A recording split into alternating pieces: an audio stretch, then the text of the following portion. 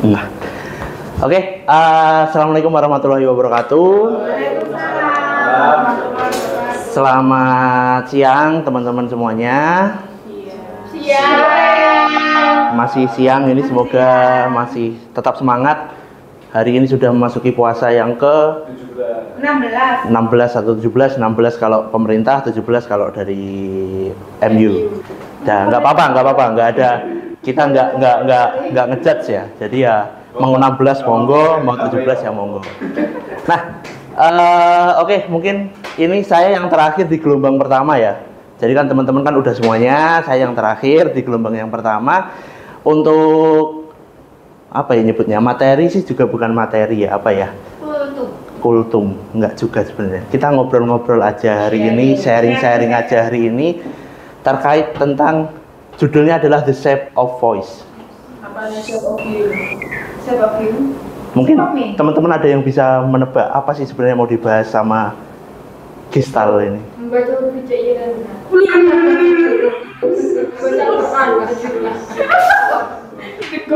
Hampir mendekati. Atau mungkin malah benar ya. Oke, nanti kita lihat aja di dalamnya. Jadi sebenarnya untuk judulnya The Shape of Voice ini aku ngambil dari salah satu anime yang aku tonton. Jadi aku rasa ini kok cocok gitu kan ya, The Shape of Voice gitu kan ya. Nah, terus untuk animenya sendiri judulnya Koe no Katachi. Nah, tapi kita nggak akan bahas itu. Ini pasti tahu. Ngobrol dewe ngomong. Aku tahu cuma Boruto. Orang bisu. Iya, betul, orang bisu. Tapi kita nggak akan bahas itu. Nah, apa yang akan kita bahas hari ini? Yang sudah disampaikan sama Mbak Ega tadi. Enggak. Sudahkah teman-teman membaca Quran hari ini? Nah, seperti yang mungkin kita ketahui bersama ya, bahwasanya sekarang kita sudah masuki puasa minggu kedua, 10 hari kedua, yang mana ada salah satu peristiwa penting pada agama kita, agama Islam, karena alhamdulillah di sini kita Islam semuanya, yaitu adalah apa? Ada yang tahu? Lailatul Qadar 10 hari ketiga Nuzulul Quran. Benar sekali, Nuzulul Quran yaitu adalah turunnya Al-Quran, yang mana turunnya lewat wahyu dari Nabi, diberikan kepada Nabi Muhammad dari malaikat Jibril, yang sudah dijelaskan mungkin kalau malaikat sama Nabi sama Mas Adam kemarin, yang diturunkan di Gua Hira. Ada yang tahu teman-teman surat apa yang diturunkan pertama kali? Itu ayatnya Al-Alaq. Ayat? Aduh, gak ngerti aku gesal. Ayo Bu, sama Bu. Ayat Ayat 5. Benar, ayat 1 sampai 5 lebih tepatnya. Jadi hari ini saya udah nyiapin, kan saya mau kasih kuis. Ini nanti ada lagi kan yang benerin Bu.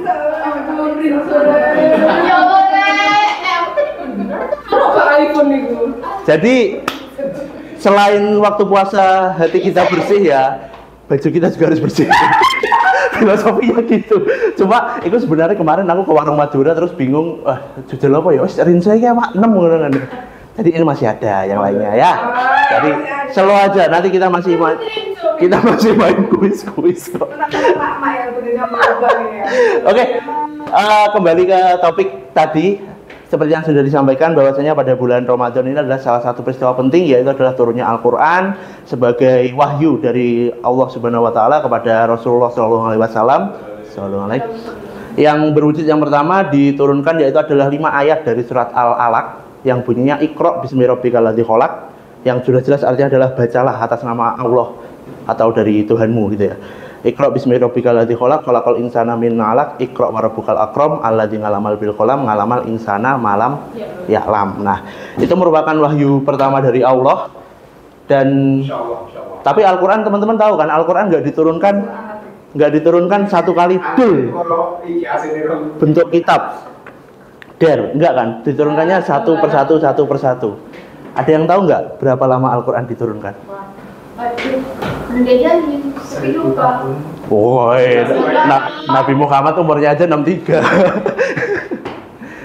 Ada yang tahu? Mas Adam mungkin? Lupa. Oci? 100 hari ya? Lebih. 3 pokoknya. Oke, jadi diturunkan selama 22 tahun, 2 bulan, 22 hari. 100 hari. Nah, Saya mending bagi 1000 tahun nih gimana? itu merupakan proses turunnya Al-Quran, dan akhirnya Al-Quran itu nanti ada, kan kalau Al-Quran kan turunnya kan berdasarkan wahyu ya, maksudnya nggak berdasarkan buku, langsung buku debuk ini dari Nabi Muhammad itu kan enggak ya, jadi secara bertahap. Berdasarkan konteks masa-masa. Nah, akhirnya pada waktu itu Al-Quran itu dibukukan. Ada yang ingat nggak siapa yang membukukan, atau zaman Khalifah siapa yang membukukan Al-Quran? Usman. Ya sebut aja Bapak. Betul, Utsman bin Affan.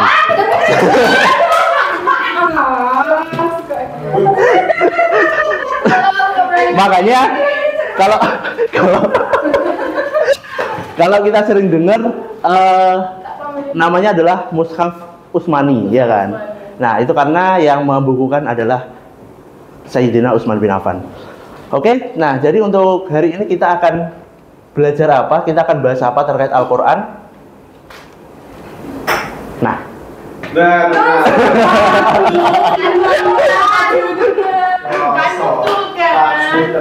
nah ini kan salah satu hal yang harus kita lakukan, bukan harus sih, hal-hal yang kita lakukan di bulan Ramadan antara lain kan tadarus kan ya. Nah, apalagi sekarang momennya adalah momen dimana malam nuzulul Quran. Jadi kan kalau kita belajar tajwid kan nggak masalah, ya kan? Ya, anggap aja ya. Oke, ini aku nggak ngajarin, nggak anu ya. Kita belajar bareng ya. Jadi ya sharing aja, sesuai aja. Oke. Jadi untuk tajwid sendiri kan, tajwid sendiri kan ada banyak sekali ya hukumnya. Ada non mati atau non sukun dan tanwin, ada gunah, mim sukun dan tanwin, mat dan lain sebagainya. Nah, yang kita bahas sekarang adalah yang paling banyak ditemukan di Al-Quran selain bacaan mat, yaitu adalah hukum non sukun dan tanwin. Nah, untuk referensinya ini saya ngambil dari kitab Hidayatus Sibyan, karangan dari salah satu ulama di Yaman pada tahun 1310 Masehi, yang mana menjelaskan bahwasanya hukum non mati, tahu kan non mati? Nun sukun, non yang ada pentolannya atasnya. Nah, hukum non sukun, non mati dan tanwin adalah salah satu tajwid yang terdapat dalam Al-Quran.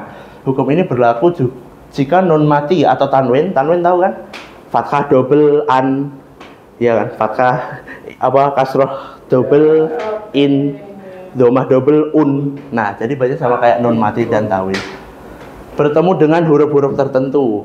Nah, ada 5 bacaan atau 5 hukum di sini. Ada yang tahu? Ikhlas, itu bina, itu Oke, betul, pas. Habis ya.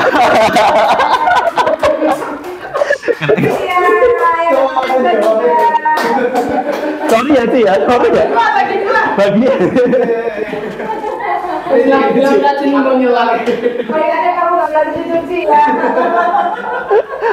Oke, jadi ada idhar, idgham dibagi 2 menjadi idgham bihunah dan idgham bilahunah, iklab dan juga ikfa. Nah, yang pertama yaitu adalah idhar. Nah, idhar ini punya biar tahu, biar paham. Idhar ini punya artian jelas atau terang, dan huruf-hurufnya ini ada 6. Biasanya disebut dengan huruf kholqi atau kholq, yang keluar makhrajal hurufnya atau keluar hurufnya itu dari tenggorokan. Jadi coba kalau misal ain, itu kan di sini kan? Rasanya kan di sini kan? Bukan di bibir, bukan di anu. Ain, ghain, ha, kaf, kaf. Ha, ini harusnya ha ya, mohon maaf. Nah, jadi untuk cara bacanya sendiri, idhar ini adalah ain. Adalah jelas, non matinya atau tanwinnya dibaca jelas. An, an, unnya itu jelas. Nah, contoh bacaannya seperti ini. Siratal ladzina an'amta alaihim. Ada yang tahu surat apa? Fatihah, benar. Minimal kita baca sehari 17 kali ya. Minimal. Saya ulangi ya, sirotol ladina. Dia kan bingung pegangan. Iya. Yang itu langsung turun. Ini, jadi ditandain hijau di sini. Ini adalah non mati atau non sukun bertemu dengan salah satu huruf izhar, yaitu adalah ain. Sirotol ladina an'amta, nunnya dibaca jelas. An'amta. Kevin mungkin?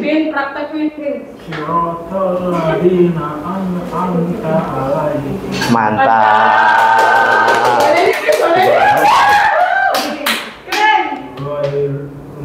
Bukan.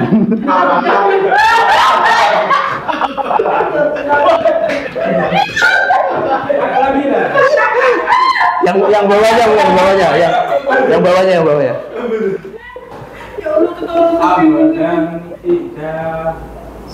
Nah, benar. Ini kan ada fathah. Tanwin bertemu dengan alif atau hamzah. Dibaca jelas. Ngabadan idza shalla. Dan yang ketiga, tasla naron hamiyah. Tusqa min ainin aniyah, dari surat Al-Ghasyiyah.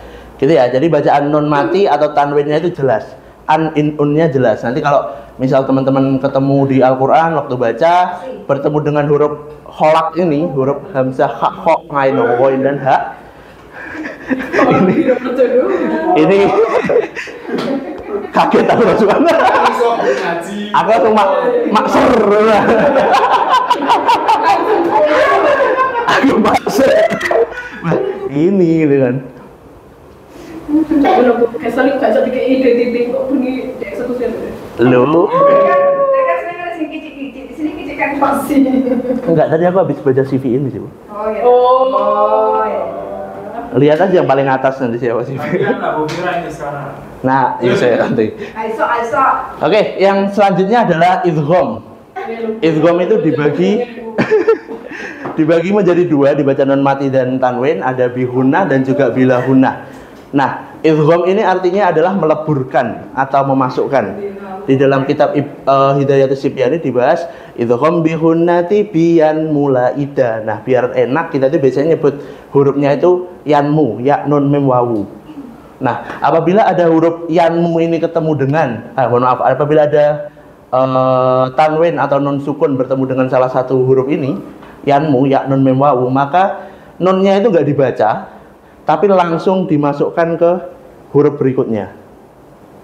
Jadi biasanya ada tanda tasdid di huruf yang berikutnya. Sebagai contoh, misal yang pertama ngamilatun nasibah. Nah, jadi tak marbutoh dan juga tanwinnya ini langsung dimasukkan ke nun. Ngamilatun nasibah. Nah, cara taunya idgham bihuna itu seperti apa? Teman-teman mungkin bisa dipegang hidungnya. Pegang hidungnya semuanya. Oci, pegang hidungnya. Nah, ngamilatun, coba bilang tun. Berdengung nggak? Ya kan? Yang bawahnya sururum. Berdengung nggak? Nah, makanya dinamakan idgham bihunah. Bi itu artinya dengan, hunah itu artinya mendengung. Berbeda dengan yang sebelahnya, yaitu adalah idgham bilahunah. Idgham bilahunati fila min waro, lam dan juga ro. Nah, la itu dalam bahasa Arab artinya adalah tidak atau bukan. Jadi idgham bilahunah membaca atau memasukkan nun sukunnya atau tanwin ke huruf setelahnya dengan tidak mendengung.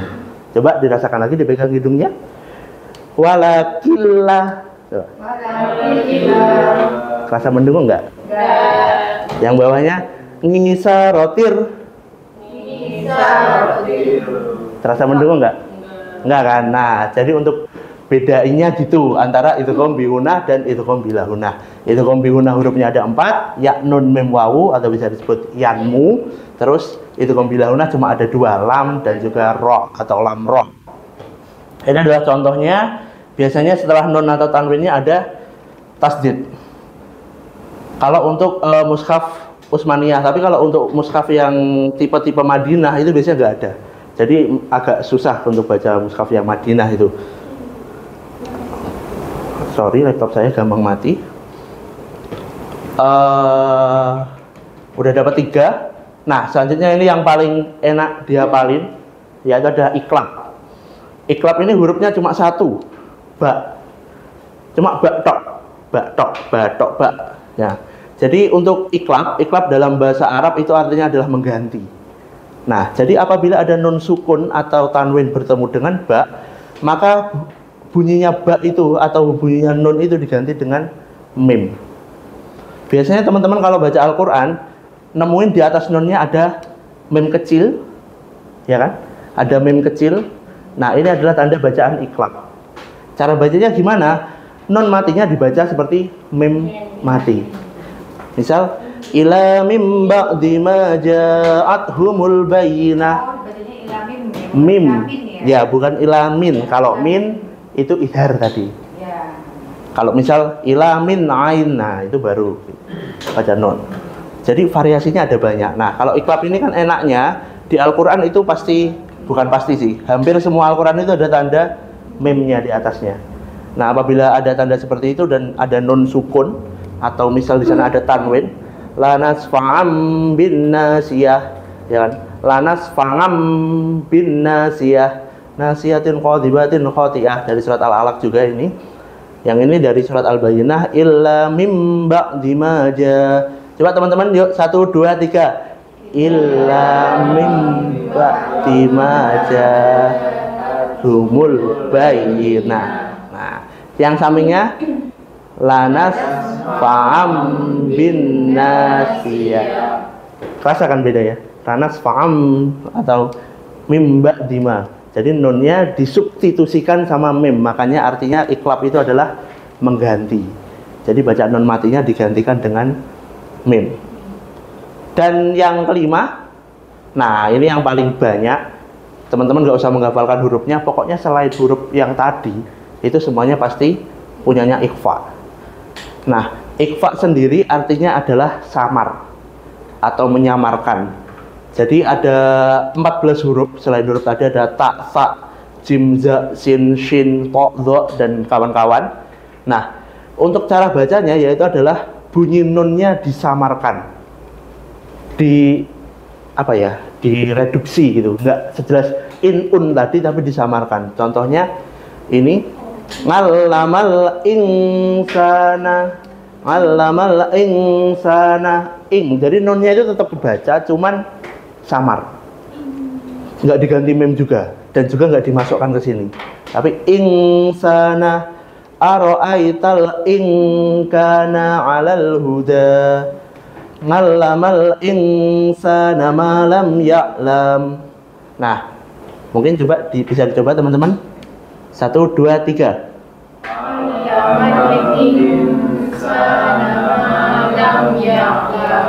Ing, bukan in, ing. Nah, 1 2 3 diulangi.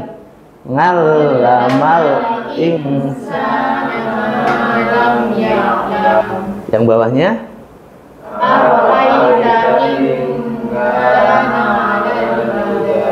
nah, simpel kan? Simpel kan? Jadi pokoknya kalau ikhfa itu leni teni. Selain huruf-huruf tadi, selain ya, nun, mim, wawu, lam, ro, dan kawan-kawan, itu adalah miliknya ikhfa. Tapi nanti kalau teman-teman udah udah lanjut ke step berikutnya, idhar itu ada banyak, ada idhar qalqi, idhar samsiyah, ada lain sebagainya, idgham pun juga banyak. Tapi di sini kita fokus sama nun mati sama tanwin terlebih dahulu. Ini untuk ikhfa yang kelima dan yang terakhir. Oke, cuman itu saja. Ada yang ingin ditanyakan atau berdiskusi?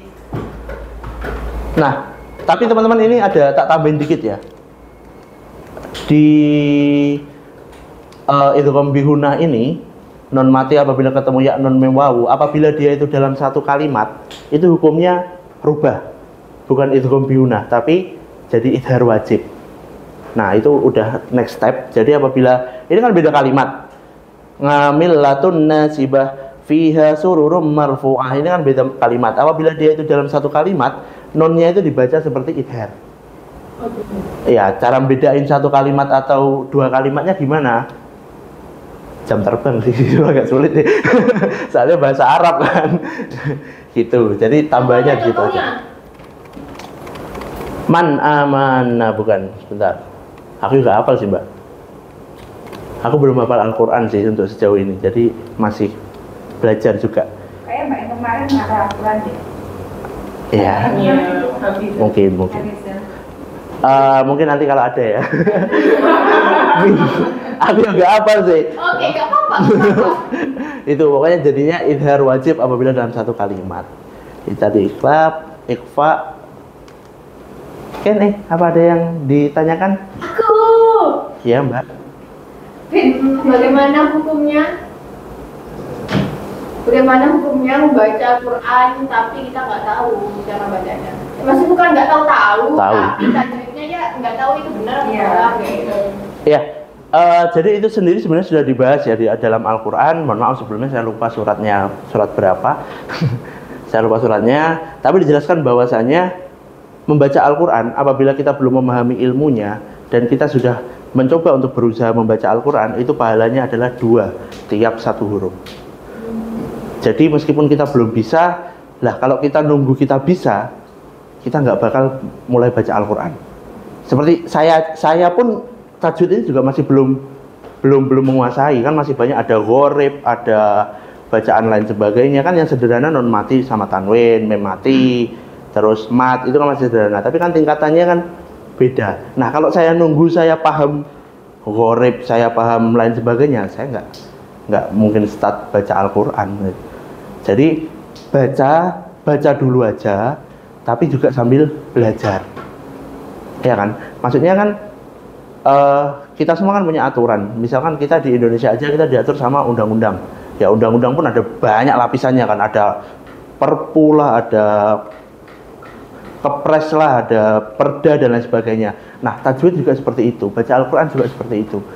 Ada yang non sukun lah, ada yang mem sukun dan lain sebagainya. Jadi kalau menurutku, dan itu pun juga sudah dibahas di Al-Quran, bahwasanya bacalah. Nabi Muhammad saja pertama nggak bisa baca sama sekali. Nah, Jibril itu membisikkan Iqra itu banyak 3 kali kepada Nabi Muhammad. Iqra. Nabi Muhammad menjawab, saya nggak bisa baca. Tapi nggak bahasa Indonesia ya, bahasa Arab. Saya nggak bisa baca. Terus baru Jibril menambahkan, Bismi rabbikal ladzi khalaq. Bacalah atas nama dari Tuhanmu. Gitu. Jadi perintah pertama di Al-Quran itu adalah membaca, bukan menghafal, bukan belajar, tapi membaca. Nah, jadi baca dulu aja nggak masalah. Mungkin dari yang kecil-kecil, dari juz 30 lah, dari surat An-Nas, Al-Falaq dan lain sebagainya. Apalagi momennya di momen Ramadan ini yang luar biasa sekali, pahalanya dilipat gandakan. Gitu. Tapi nambahin sih, kalau kajian itu kan mungkin secara leksikalnya membaca ya, tapi kalau kajian gramatikalnya itu sebenarnya membaca Al-Quran itu bukan sekedar membaca yang ini budi, bukan? Ya, betul. Tapi ya memahami maknanya, karena justru sekarang itu yang salah kaprah itu cuma membaca aja tapi nggak memahami maknanya. Akhirnya banyak yang cuma copy paste tapi nggak disesuaikan sama konteks kondisinya. Ya, jadi di dalam ilmu belajar Al-Quran itu kan sangat luas ya. Mulai dari, kalau di Jawa itu namanya makna gandul gitu kan. Kalau mungkin Mas Adam yang pernah mondok pasti familiar sama makna gandul gitu ya. Jadi kita memaknai per ayat, dan itu kita memaknainya pakai bahasa Jawa gitu. Maksudnya Al-Quran itu kan nggak kok ya eksklusif, cuman ya bukan berarti nggak boleh dibedah gitu ya kan. Dan kalau misal kita itu memahami Al-Quran itu cuma berdasarkan artinya saja, bukan maknanya, arti sama maknanya kan beda kan.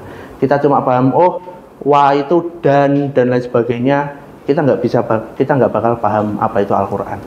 Dan makanya itu belajar Al-Quran dan ilmu agama itu diperlukan yang namanya guru atau ustadz. Jadi kan biasanya ustadz itu kan ada nasabnya kan. Ini belajar ke ini, belajar ke ini, belajar ke ini, belajar ke ini dan sebagainya. Nah itu biar jelas dia itu mendapat ilmunya dari siapa, biar nggak ngawur itu kita belajarnya. Saya pun juga belajar ke ustadz yang ada di pondok dan lain sebagainya. Jadi bukan ini dari kristal itu enggak. Saya belajar dari guru saya Dan ya gitu ya, ini ilmu yang salah satu ilmu yang saya dapatkan. Jadi apa ya, cara penelitian itu ada referensinya gitu kan ya. Nah jadi benar yang dikatakan Mbak Nani tadi, baca Al-Quran itu bukan cuma sekedar membaca, tapi untuk next stepnya kita memahami apa sih yang ingin disampaikan di Al-Quran itu, hukum-hukum apa aja yang ada. Soalnya kalau kita cuma membaca permukaannya aja, jadinya kita gampang menyalahkan orang lain. Nah itu yang mungkin dibahas. Kalau menurut saya yakin bahwasanya yang saya baca itu benar atau yang saya akui itu benar, tapi ada kesalahan di situ. Dan saya yakin bahwasanya apa yang kalian percaya itu salah, tapi ada kebenaran di situ. Jadi ketika saya salah, ketika saya benar bukan berarti Anda salah. Dan ketika Anda benar bukan berarti itu salah. Gitu. Simpelnya kalau saya menganggapnya seperti itu sih. Kan di psikologi juga ada yang namanya individual difference, ya kan? Gitu. Jadi kalau menurutku ya mulai baca dari Al-Quran. Kalau memang belum terbiasa, baca yang sederhana dulu, simpel-simpel. Kalau udah terbiasa mungkin 1 hari 1 juz dan sebagainya, insya Allah bisa di bulan Ramadan. Terima kasih Mbak Ega sama Mbak Nani atas feedbacknya. Ada lagi mungkin teman-teman yang ingin dibahas atau disampaikan? Habis ini terima kasih kok.